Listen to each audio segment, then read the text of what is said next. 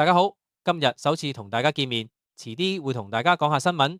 而家先同大家睇一個貓咪上學嘅動畫。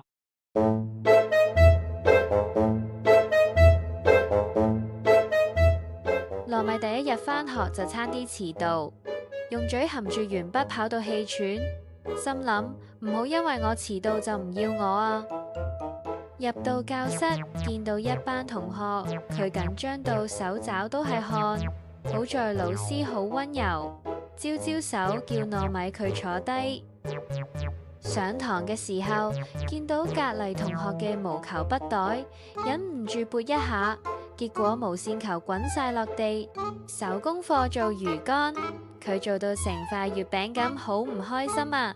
好彩老師就過嚟幫手，變返似樣嘅魚乾啊！放學啦，佢攞住自己嘅大作四圍走，同其他同學炫耀。